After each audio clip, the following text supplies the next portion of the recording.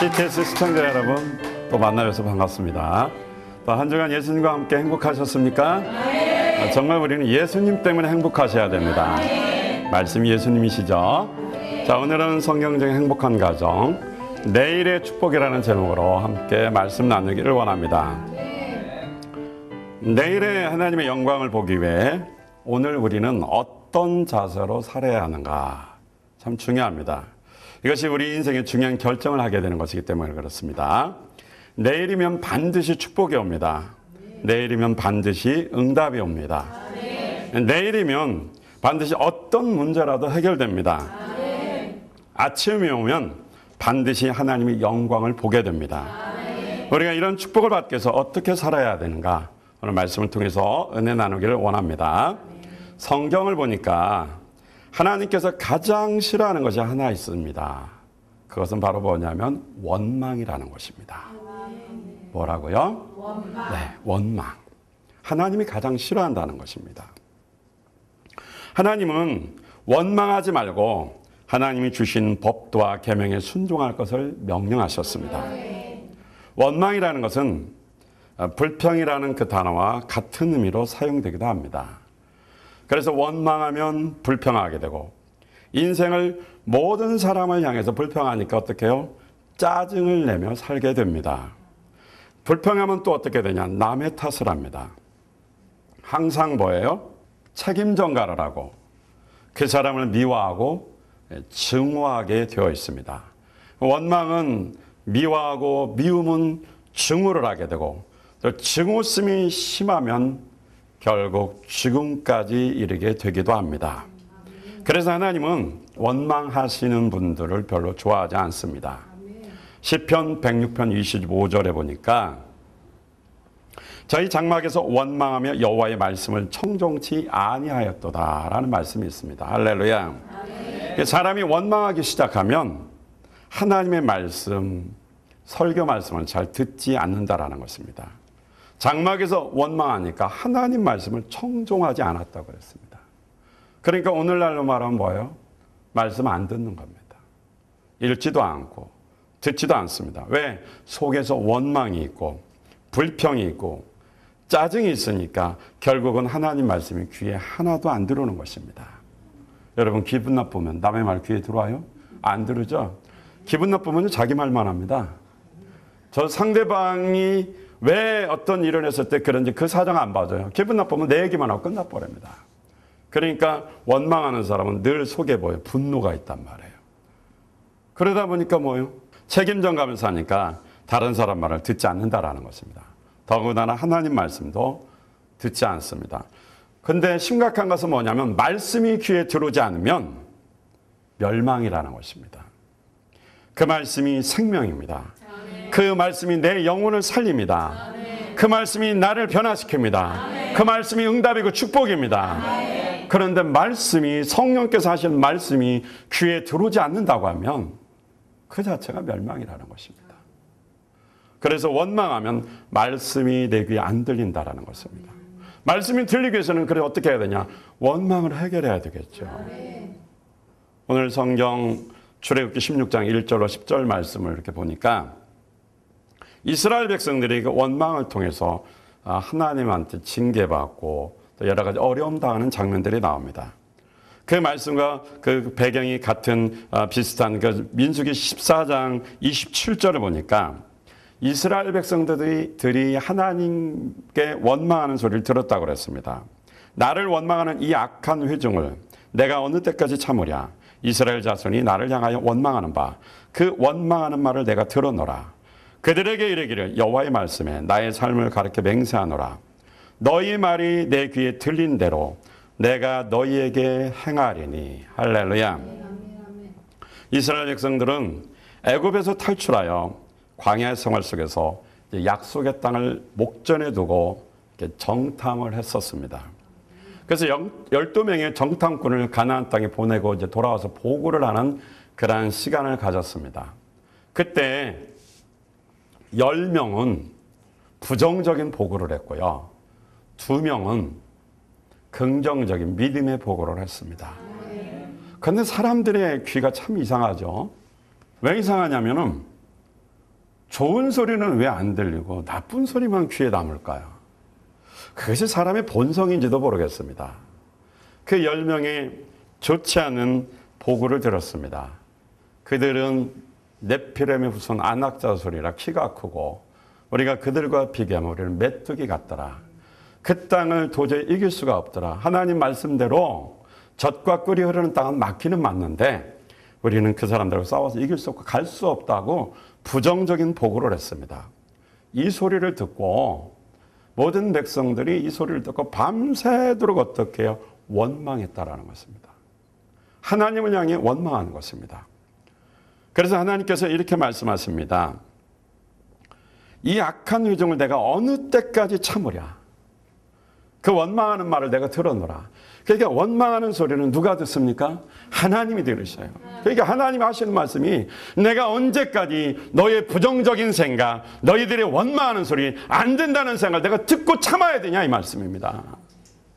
우리는 인생사에서 축복을 받으려면 원망하지 말아야 됩니다.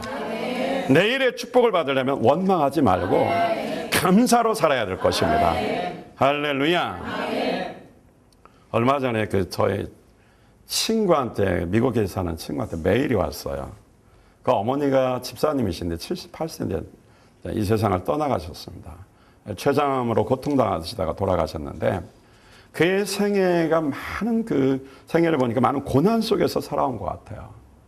그런데 그 어머니에 대해서 이렇게 돌아가실 때 이제 조사를 하는데 어느 분이 썼나 봐요. 그래서 하나의 특징이 있더라고요. 그 어려운 고난 속에서도 그분은 하나님을 원망하지 않고 현실의 어려운 삶에 감사하고 살았다라는 것입니다. 이 집사님께서 결혼 후에 40대 중년이 됐을 때 남편이 병으로 갑자기 쓰러졌답니다. 살 가망이 전혀 없다는 진단을 받았고 또 수술조차 해주지 않던 그런 병원에 찾아가서 애원해서 2년 동안 수술 후에 병간호를 하면서 다시 살려냈다고 합니다. 집사님은 남편을 병간호하면서 또 병원비 대야 되니까 애들 가르쳐야 되니까 보따리 장사를 했고 파출부 생활을 하면서 그 생활을 이끌어갔다고 합니다. 그런 삶 속에서도 한 번도 삶을 원망하지 않았다고 합니다. 50대가 됐을 때 또 불행한 일이 닥쳤습니다. 22살의 큰아들이 사고로 죽었습니다. 근데 그때 둘째 아들이 그 친구 바로 제 친구인데 연말에 미국으로 유학 간다고 떠나갔습니다. 어머니는 아들을 보내는 아픔이 있지만 큰아들을 잃은 슬픔이 너무 크니까 그 마음의 구멍이 너무 크니까 둘째 아들 떠나는 것은 괜찮다고 느껴졌다고 합니다. 유학생활 5년 후에 군대 생활 때문에 한국으로 돌아왔습니다. 대학을 이제 마치고 돌아왔죠. 입대 후 군에 입원해 난치병이 발견돼서 3년 동안 유학하고 돌아온 그 둘째 아들이 완전히 사경을 헤매게 되었습니다. 의사는 말했답니다. 성탄절 전에 죽는다고.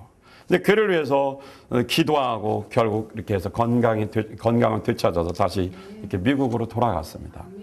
근데 미국 가서 또 그 병이 또 도진 겁니다. 그래서 어머니가 이번에는 어떻게 해요? 아들을 위해서 미국으로 건너가서 극진히 이렇게 돌보면서 그를 살려냈다고 합니다. 이제 그런 과정 속에서 원망하지 않고 살다가 이제 자기 인생에 이제 말년이 온 거죠. 췌장암으로 1개월에서 6개월 정도 선고받고 이렇게 결국 6개월 정도 살면 많이 산다는 말을 들었습니다. 아들이 얼마나 슬펐겠습니까? 흐느껴서 통곡하면서 울었습니다. 근데 그 어머니는 아들에게 말합니다. 아들아 울지 말아라고 오히려 위로해 줬다고 합니다. 하나님은 내 기도에 응답해 줬다라는 것입니다. 30대 초에 하마터면 과부가 될 뻔하는데 하나님께 매달렸다고 합니다. 남편보다 나를 먼저 데려가지 말라고 기도했다고 합니다.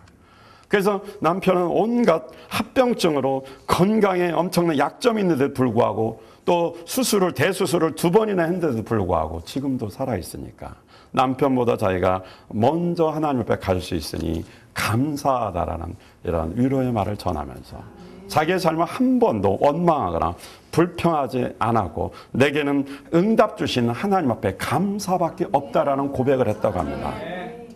지금 그 아들은 목회자를 키우는 교수 사역을 하고 또 복음 전도 단체를 만들어서 아프리카와 전 세계 복음 전하는 일을 감당하고 있습니다. 그 어머니가 하나님 앞에서 원망하지 않고 그 불행한 그 환경 속에서도 정말 원망하거나 남의 탓으로 불평하며 짜증내지 않고 정말 하나님 앞에 기도하며 감사로 살았더니 하나님은 그 가정을 행복한 가정으로 만들어 주신 것입니다. 그 기도대로 응답해 주셔서 남편보다 먼저 갈 수 있고 오래 살았잖아요. 80평생 살았으면. 그리고 아들도 연약하지만 여전히 건강하게 살면서 하나님의 일에 귀하게 쓰임받게 되었다는 것입니다. 우리는 원망하지 말아야 됩니다. 우리는 그러면 내일의 축복을 받으려면 어떤 자세로 살아야 되는가? 조금 전에 말씀드린 것처럼 원망하지 말아야 됩니다. 삶에 있어서 어려운 일을 당하거나 또 억울한 일을 당할 때도 많지만 그때마다 원망하거나 불평하지 말아야 내일의 축복을 받습니다. 이스라엘 백성들은 애굽에서 430년 동안 노예 생활하다가 고통 속에서 신음하며 살다가 인생에 비전도 없이 하루하루 노예로 세월만 보내면서 살다가 하나님 앞에 구원을 받았습니다. 출애굽기 2장 23절에 보니까 여러 해 후에 애굽 왕은 죽었고 이스라엘 자손은 고역으로 인하여 탄식하며 부르짖으니 그 고역으로 인하여 부르짖는 소리가 하나님께 상달한지라. 할렐루야. 애굽의 노예로 고통 속에서 고된 삶을 살고 있었습니다. 육신적인 고통, 정신적인 고통으로 그들이 탄식하며 부르짖었는데 그 소리를 하나님께서 들으셨던 것입니다. 그 고역으로 부르짖는 소리를 들으시고 하나님께서 모세를 준비하시고 그 백성들을 탈출해서 약속의 땅, 아브라함과 약속했던 그 땅으로 보내기 위해서 애굽으로 보냈던 것입니다. 우여곡절 끝에 어떻게 합니까? 적과 끓이는 가나안 땅을 향해서 탈출해서 출발하게 되었습니다. 그들은 꿈을 찾아서 삶의 생동감을 갖고 이제는 노예의 신분이 아니라 하나님의 자녀로서 자유인의 신분을 가지고 그의 조상 아브라함과 약속한 그 땅을 향해서 여러 가지 어려움 속에서 뭐예요? 10가지 그 장자 재앙을 내리면서 우상을 파괴시키고 그런 가운데 어떻게 해요? 마지막 장자 재앙을 내리면서 그들은 장자가 죽지 않고 하나님 뜻대로 양의 피를 받고 순종했더니 다 살았지 않습니까? 그런 어려움을 겪으면서 광야로 나왔습니다. 근데 430년 동안 노예로 살다가 아마 그 새벽녘에 출발할 때 그들은 어쩌면은 흥분됐을지도 모릅니다. 이제는 하나님이 약속하신 땅으로 가니까 하나님의 축복된 백성으로 자유롭게 살 수 있는 부푼 꿈이 있었으니까 그들은 믿음을 가지고 힘차게 출발했을 것입니다. 그런데 그들이 출발하다가 보니까 또 어려움이 닥치니까 원망하기 시작했다는 것을 성경에서 볼 수 있습니다. 출애굽기 16장 1절에 보니까 이스라엘 자손의 온 회중이 엘림에서 떠나 엘림과 시내산 사이에 있는 신광야에 이르니 애굽에서 나온 후 둘째 달 15일이라. 할렐루야. 이스라엘 백성들이 장정만 60만 명을 데리고 애굽에서 나왔습니다. 그래서 아내와 또 아이들 포함하면 적어도 200만에서 300만 명의 그 민족의 대이동이 되는 그런 정도의 인구가 된다고 합니다. 이렇게 어린애부터 노년에 이렇게 어마어마한 300만 명의 사람들이 출발했단 말입니다. 나올 때 은, 금, 옷, 먹을 양식까지 그 애굽의 백성들이 놀래고 무서워서 다 줬어요. 그것을 어떻게 해요? 싸가지고 이제 출발했습니다. 그런데 성경에 보니까 애굽에서 나온 후 둘째 달 15일이라고 그랬으니까 둘째 달 15일이니까 겨우 이게 성경으로 시간적으로 따져보니까 한 달 됐어요. 한 달 만에 신광야 가데스 바네아라는 곳에 도착했습니다. 자, 드디어 그들에게 한 달 만에 신광야에 도착했는데 한 달 동안 300만 명이 먹었으니까 양식이 떨어지는 건 뭐예요? 당연하죠. 한 달 만에 이제 날씨는 덥고 밤에는 춥고 여러 가지 어려움도 있었지만 먹을 것이 없으니까 원망하기 시작한 것입니다. 사람들은 배고플 때와 그 먹을 양식이 없을 때를 보면 그 사람의 본성을 알 수가 있습니다. 그래서 여러분도 어디 가서 먹는 거 참 조심해야 돼요. 배고프다가 자기 혼자 다 드시면 사람들이 흉보입니다. 그리고 그 사람의 인격이 나오는 겁니다. 그거 조절하기 정말 어려워요. 이스라엘 백성들이 불평했다. 우리가 비판할 수 없습니다. 날씨는 덥죠. 한 달 만에 먹을 양식은 다 떨어졌죠. 누울 자리도 없지 않습니까? 광야 허허벌판이고 날씨도 별로 이렇게 안 좋은 곳입니다. 덥고 습기도 거의 뭐 없다고 봐야 되겠죠. 굉장히 하여튼 숨이 막힐 정도로 광야 생활이라는 게 편하지가 않아요. 근데 물도 없죠. 먹을 것도 없죠. 얼마나 힘들겠습니까? 300만 명이 동시에 움직이니 얼마나 힘들겠어요. 너도 나도 양식이 다 떨어졌습니다. 그러니까 출애굽기 16장 2절을 보니까 이스라엘 자손 온 회중이 그 광야에서 모세와 아론을 원망하여, 그렇게 백성들이 지도자인 모세와 아론을 원망했다라는 것입니다. 그들이 처음에 출발할 때 430년에 이제 노예에서 해방됐다. 정말 이제는 감격이다. 꿈에 부풀어서 출발했는데 배고프니까 꿈이 어디 있습니까? 생각나는 거 뭐만 생각나요? 먹을 것만 왔다 갔다 하는 거죠. 배가 고프니까요. 사람이 배고프면 너무너무 힘들다고요. 저도 솔직히 고백하는데요. 이렇게 방송을 이렇게 촬영하고 하다 보면 시간이 지나면 한 중간쯤 지나면 배가 무지하게 고파요.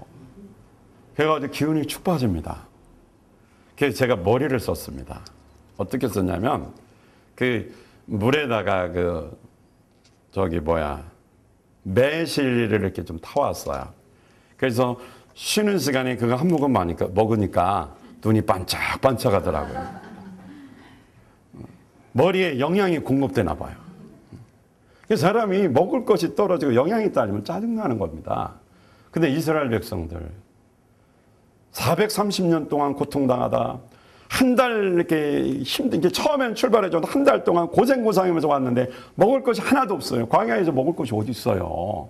다 모래고 돌이고 햇빛밖에 없고 덥기만 하고 얼마나 힘든 곳인데요. 거기 1시간 걸어가면 일사병으로 죽을 수 있어요. 제가 거기 이렇게 한번 가봤어요.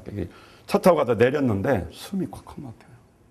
만약에 이 길을 어린애부터 300만 명이 걸었다. 견딜 수 없었을 것 같더라고요. 얼마나 날씨가 더운지 나무 그늘에 가잖아요. 그 나무 그늘이 완전히 냉장고같이 시원합니다. 그러니까 그렇게 환경이 좋지 않는 곳에서 먹을 것이 없으니까 얼마나 힘들었겠어요. 그러니까 원망하는 것이 당연하다 이 말이에요. 그러니까 뭐예요? 모세가 가자고 안 했으면 안 왔을 텐데 전 모세가 우리를 어떻게 해요? 유혹해가지고 살살 말로 어떻게 꼬여가지고 이제 왔다 이 말입니다. 그래서 광야에서 먹을 것도 없이 굶어 죽게 생겼다라는 것입니다. 그러니까 어떻게 해요? 모세를 원망하기 시작하는 것입니다.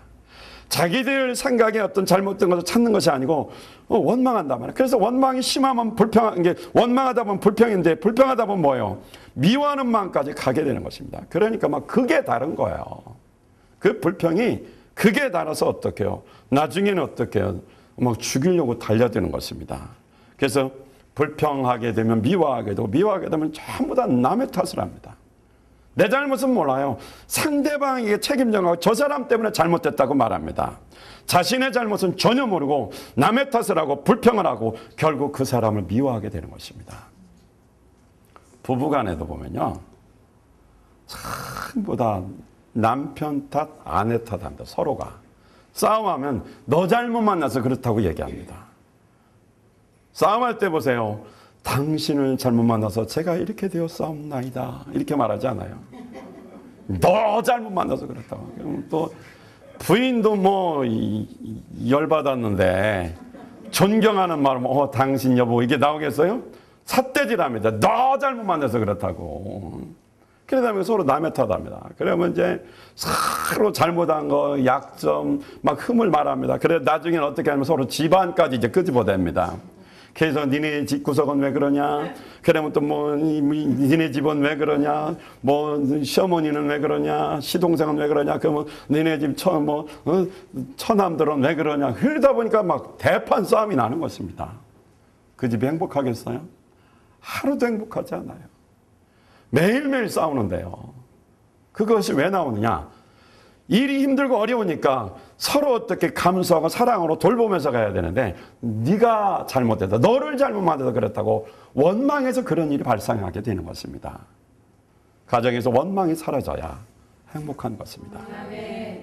우리가 분명히 오늘 말씀 강의 제목이 뭡니까? 내일의 축복이 있습니다. 오늘 원망을 참으면 분명히 내일이면 축복이 온다 이 말씀입니다. 그걸 못 참고 오늘 꿈틀거리면서 책임져가고 남의 탓하면서 싸우면 안 된다라는 것입니다. 원래 이 원망하면서 남의 탓하고 책임 전가하는 것은 인류 시조 조상의 죄악입니다. 자, 선악과를 따먹었습니다. 하나님 불렀어요. 아담아, 네가 왜 선악과 따먹지 말래 따먹었냐? 그러니까 저 여자가 따줘서 먹었습니다. 그랬어요. 그러니까 하와야 불렀습니다. 너는 왜 선악과 따먹었냐? 또 물어보니까 저 뱀이 꿰어가지고 따먹었습니다. 내가 따먹어서 잘못했습니다. 하나님 회개는 안 하고 전부 다 저 사람 때문에, 저 뱀 때문에 사단이 내 마음을 유혹해서 사단 때문에 그랬습니다. 책임을 어떻게 전가시켰습니다. 원망은 다 남의 탓합니다. 자기가 잘못했다고 말하지 않습니다. 그러니까 결국 뭐요? 모세와 아론까지 원망했습니다. 모세와 아론까지 원망하다가 결국은 뭐예요? 나중에는 하나님까지 직접적으로 원망했습니다. 이제는 원망의 도가 지나쳐서 이제는 하나님을 향해서 직접 원망을 했어요. 그래서 하나님이 그 소리를 들으셨다 그러는 것입니다. 교회에서도 뭐 어려움 당하면 나중에는 목회자 원망하죠. 결국에 이제 하나님까지 원망하게 되는 것입니다. 원망하지 말아야 내일의 축복을 받습니다. 할렐루야!